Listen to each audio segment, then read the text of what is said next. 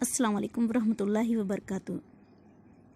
प्यारे बच्चों, मजमून रियाजी में ब्रिज कोर्स का आज पहला दिन है।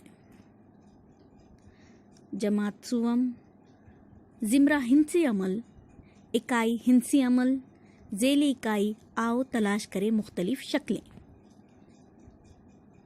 देखे बच्चे, आपको पिछली जमात में भी हिंसी अशकाल से तारुफ कराया गया था। यहाँ पर हिंसी अशकाल का इयादा किया जा रहा है। दी गई अशिया अशकाल की जोड़ियाँ लगाएं।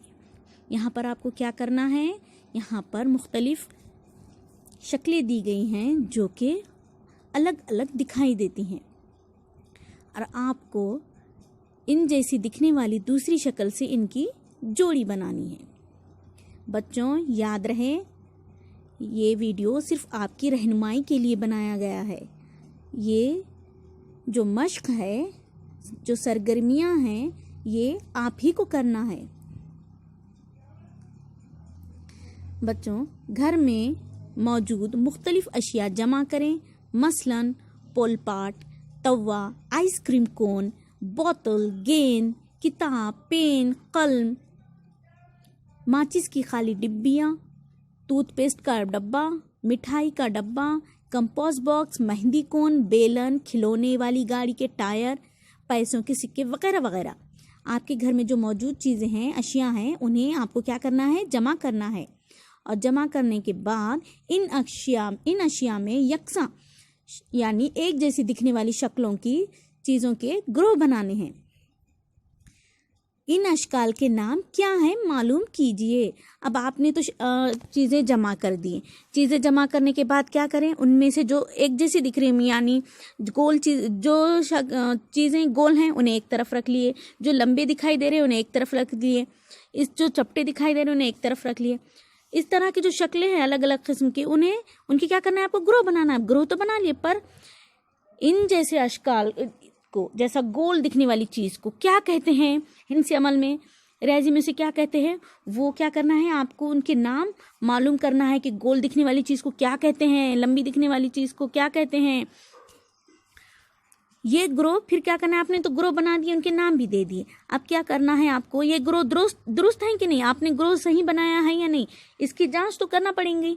इसकी जांच के लिए आपको क्या करना है, आपके घर में जो भी बड़े हैं, भैया, बाजी, अम्मी, अब्बू, दादा, दादी, उन्हें दिखाना है। और आपने ये सरगर्मी किस तरह की, इसकी मालूमात आपको उनसे हासिल करनी है।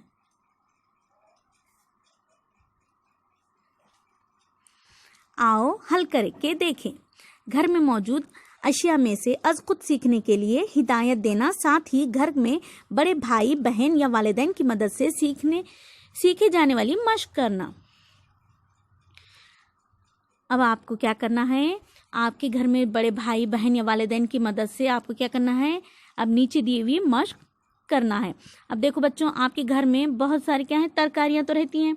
आपको क्या करना है, आपके बावर्ची खाने में जाना है या जहाँ पर भी आपकी तरकारियां रखी जाती हैं वहाँ जाना है और क्या करना है, आपके पास कितनी तरकारियां हैं उन्हें जमा करना है। और साथ ही क्या करना है, एक फिसलन का तख्ता तैयार करना है और उस तख्ते पर से इन तरकारियों को एक एक करके नीचे की जानिब फिसलाकर उनका मुशाहिदा करना है कि कौन सी तरकारी जल्दी फिसलती है, कौन सी नहीं फिसलती है, कौन सी बीच में रुक जाती है। ये आपको क्या करना है, फिसलन वाले तख्ते पर तरकारियां डालकर देखना है, इसका मुशाहिदा करना है।